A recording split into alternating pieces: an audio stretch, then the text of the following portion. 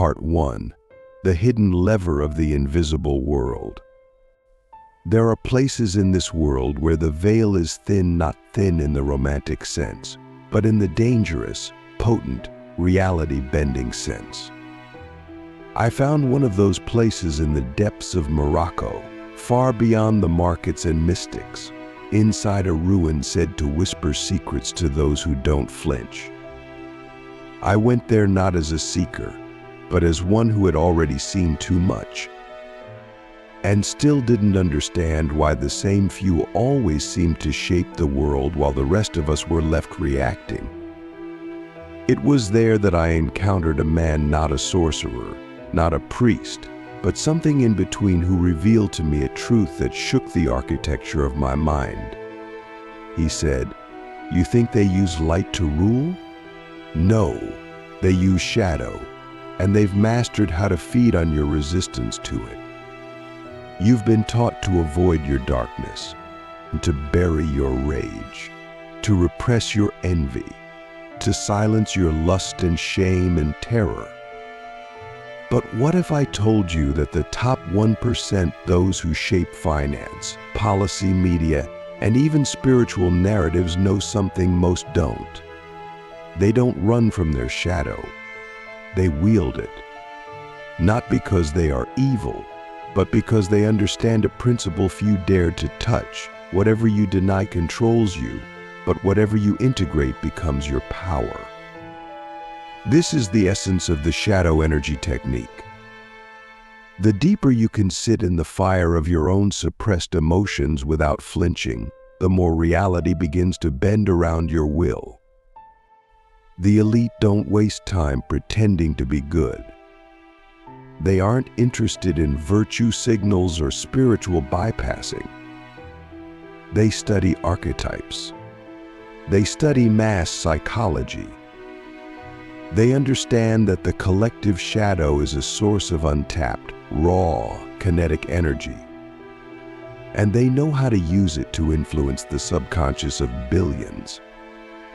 When you scroll, they feed. When you rage, they direct. When you fear, they entangle you with their narrative. Because fear is not just an emotion, it's an energetic currency. And they are the bankers. Click subscribe to this channel to get more profound insights.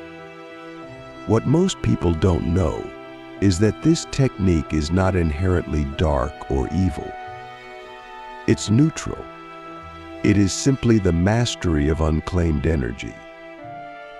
You have a well of suppressed power inside you, anger you never expressed, grief you never allowed yourself to feel, desires you were shamed for having. That energy didn't disappear. It went underground.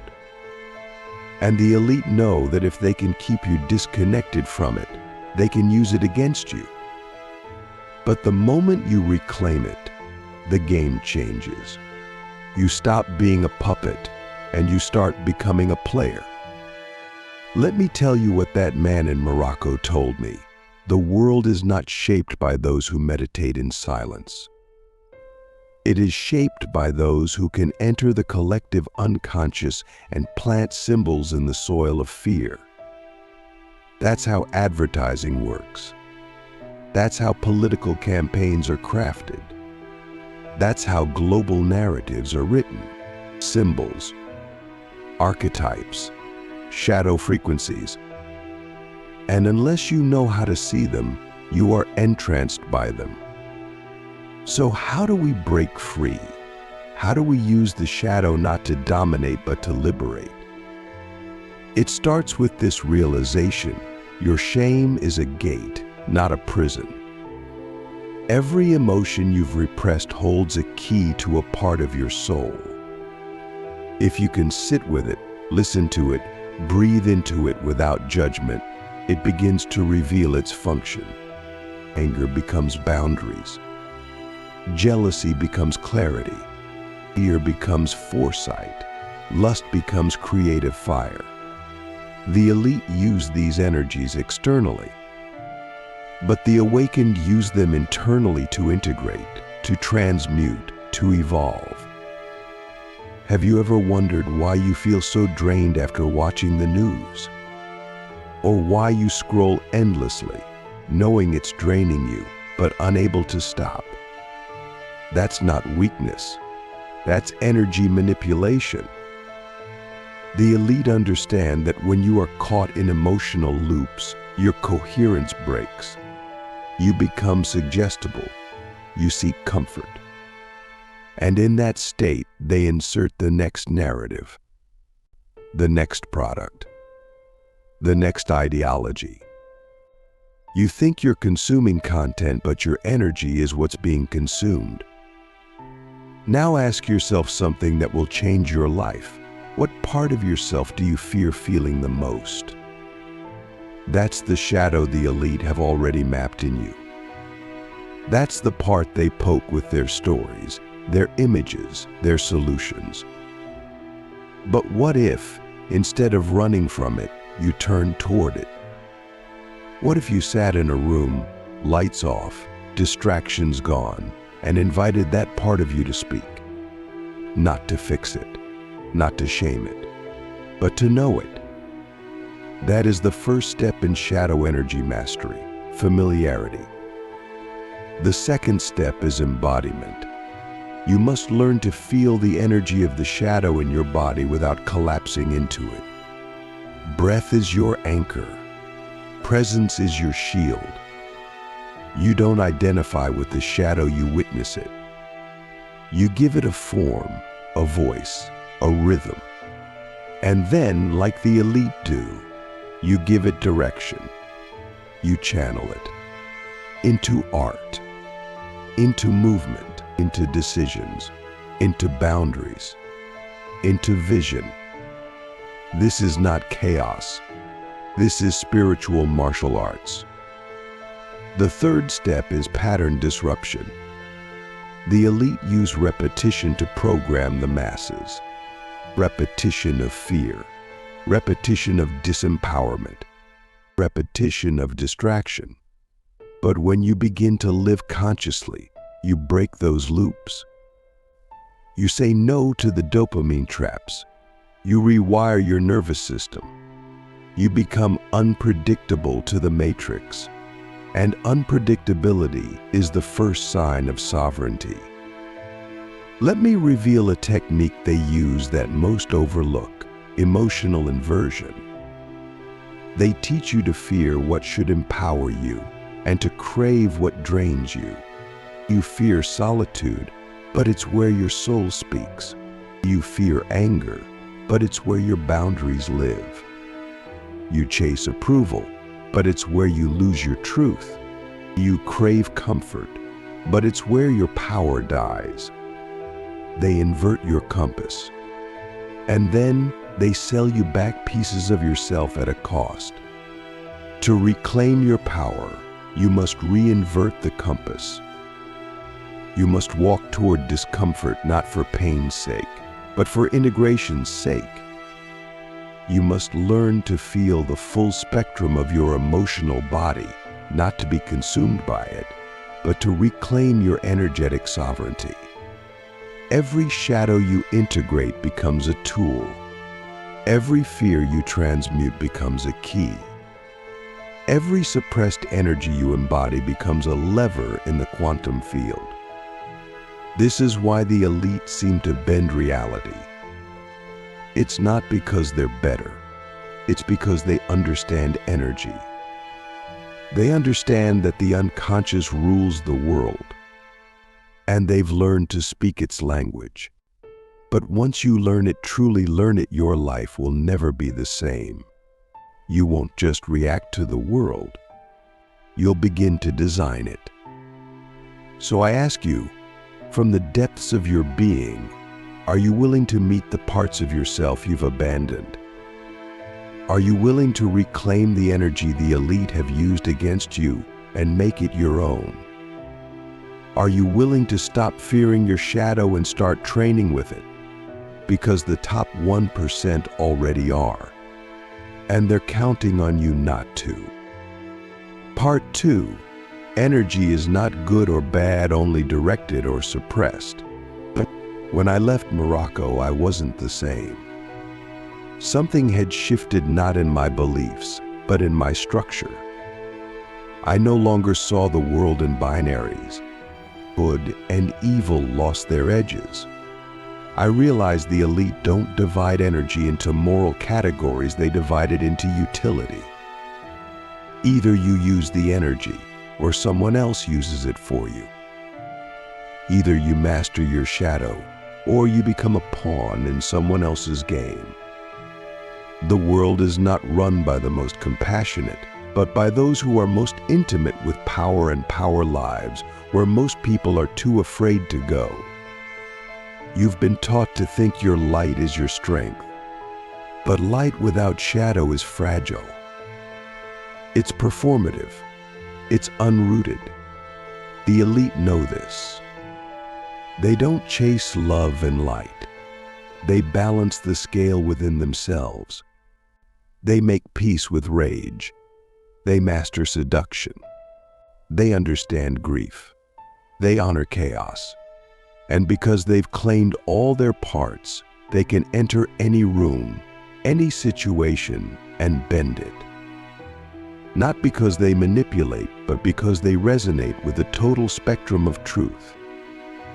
The average person avoids their shadow because they think it will consume them.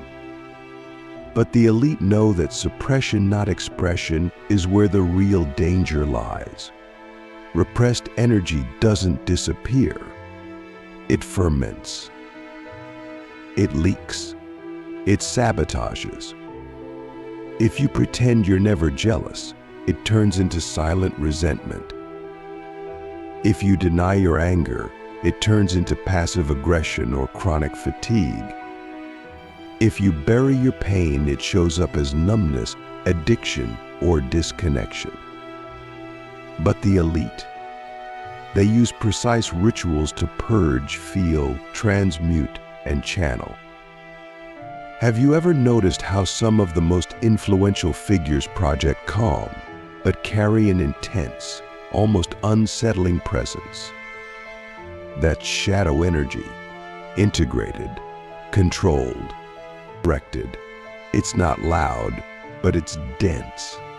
You feel it when they walk in. You can't name it, but you can't ignore it. That's not charisma. That's embodied polarity, the balance of light and dark, masculine and feminine, chaos and order. And it doesn't come from affirmations. It comes from initiation. So how do you begin to access this level of power without falling into the traps of ego or manipulation? You start by recognizing that energy is not moral, only intentional. Fire can burn or warm. Water can drown or cleanse. Anger can destroy or protect. Seduction can deceive or inspire. Fear can paralyze or sharpen. The elite never ask, "Is this feeling bad?" They ask, "What is the direction of this energy?" Let me give you a practical technique, one that's been used in secret schools and by occult practitioners for centuries: shadow mirroring.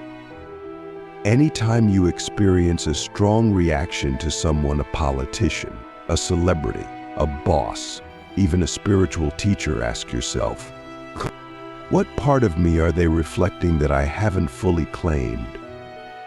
If you envy their power, where have you abandoned your own? If you fear their presence, where have you dimmed yours?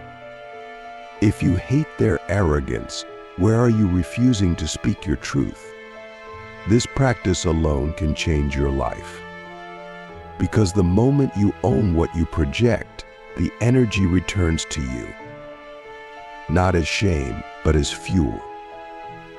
Your judgments become your compass. Your triggers become your treasure map. And what once controlled you becomes your instrument of creation. The elite do this all the time, but not out loud. They don't journal about it.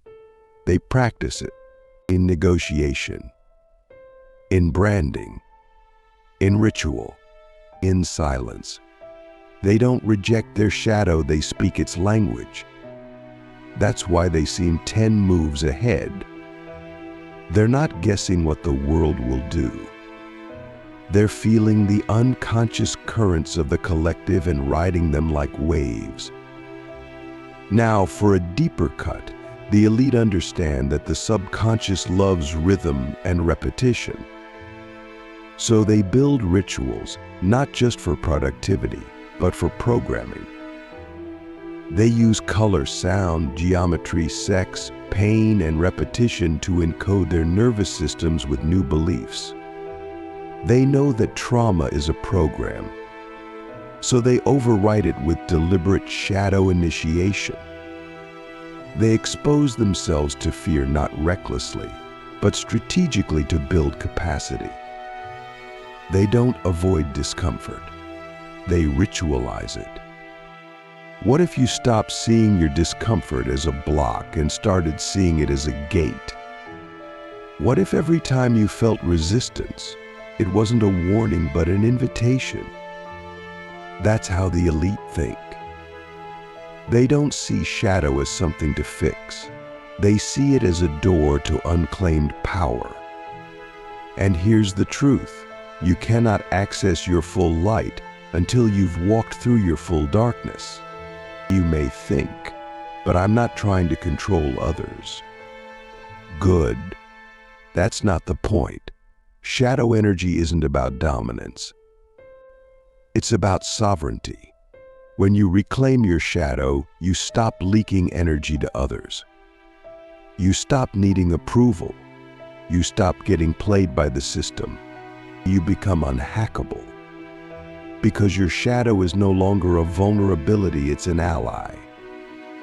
Let me ask you a question that could open a portal in your life. What emotion do you most avoid yet constantly attract through your reality? Is it rejection? Betrayal? Humiliation?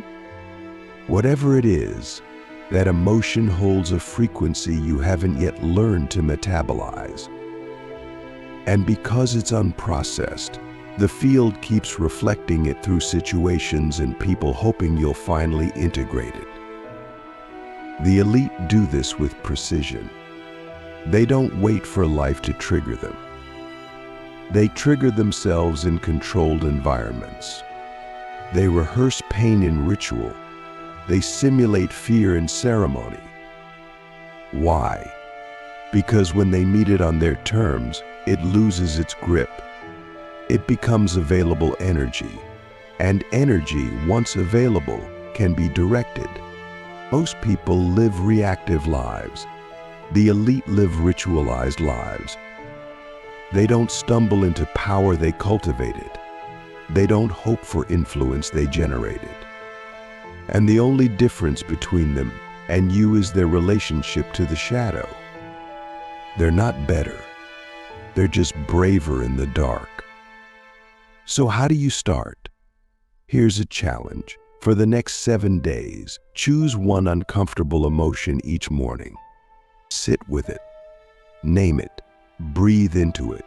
Ask it what it wants. Then write down one action you can take that honors its wisdom, not its chaos.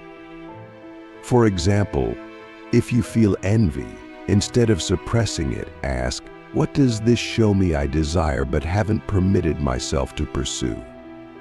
Then take one bold step in that direction. This is the process of reclaiming your shadow energy.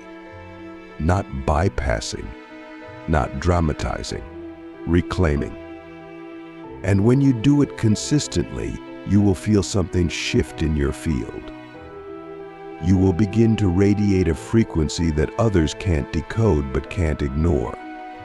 That's when reality stops resisting you. That's when the matrix starts to bend toward your coherence. So I leave you with this. What if the parts of you you've spent years hiding were the exact frequencies needed to create the world you've been dreaming of? What if your shadow was not your burden but your birthright? Because the elite already know the answer, and they're hoping you never find it. Part 3. the architecture of unseen influence. Once you begin to see how the shadow works not as a curse, but as a source code, you'll never see the world the same way again. You'll see it in the way leaders speak, in the way media seduces, in the way culture shapes desire and fear. The elite don't create through effort alone, they create through resonance. And resonance is not born from purity. It's born from wholeness. The parts you've exiled are the parts they've mastered. The energy you're afraid to feel is the energy they ride like a current. And the moment you stop fearing your shadow, you begin to recover the architecture of unseen influence.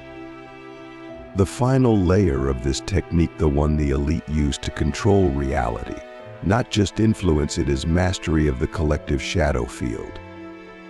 This is where things get dangerous if misunderstood.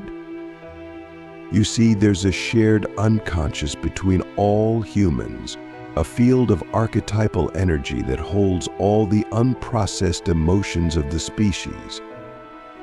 It flows under culture, under language, under identity. Most people are unconsciously plugged into it, but those who understand it can shape it. They can insert symbols, ideas, emotions without ever being seen. And when those emotional frequencies hit a match inside you, you become the carrier of their message. This is real. This is happening every day. The top 1% use this field like a canvas. They don't convince you with logic, they trigger your ancestral memory. They make you feel things before you can think.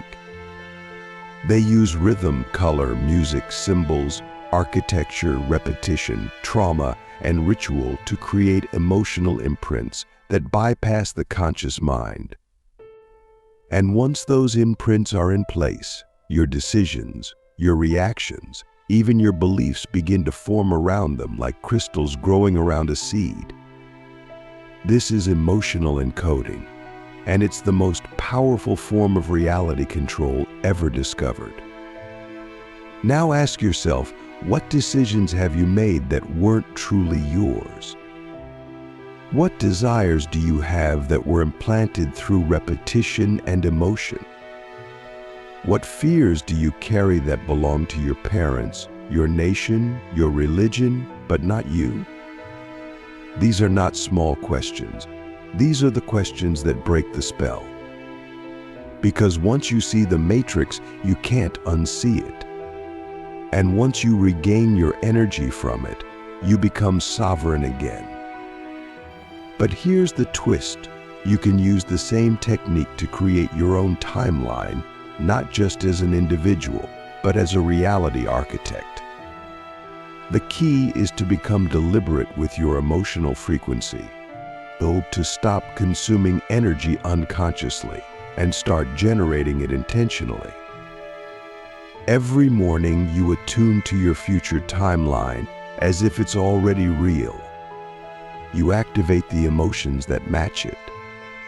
You breathe them into your cells. You anchor them in your nervous system. You speak from them, move from them, decide from them. And your field begins to carry that frequency into the collective. This is not fantasy. This is field mechanics. When enough people carry a coherent emotional frequency, reality bends to match it. That's why the elite are obsessed with keeping the collective in fear and distraction. Because coherence is the enemy of control. Coherent beings can't be programmed. They become programmers. They become builders. They become architects of the new grid. And this is the final truth. Shadow energy is the missing ingredient in most spiritual teachings. Too much light, and you float into disembodied fantasy. Too much shadow without awareness, and you collapse into distortion. But when you bring them together, when you hold your inner light, while embracing your primal depth, you become magnetic. You become dangerous to the old system. Not because you attack it, but because you don't feed it anymore. The elite are not afraid of your protests. They're afraid of your power. The power that comes when you stop leaking energy, when you stop being emotionally reactive, when you reclaim the pieces of yourself that others told you were shameful, too much, not enough. When your field becomes whole again. That's when you stop being influenced and start becoming influential without effort, without noise, without needing to prove anything. So here is your next step, and it's not grand. It's subtle. Sit with your shadow daily. Find a quiet space. Light a candle. Close your eyes. Invite the emotion you've been resisting: rage, lust, grief, envy, terror. Don't run. Don't fix. Just feel. Let it rise. Let it speak. Let it move through your body. And then ask it, what power are you holding that I've been too afraid to receive? And then listen, because that answer, that feeling, that energy is your missing key. That's the energy the elite have mapped. That's the energy they manipulate in others. But now, it's yours again.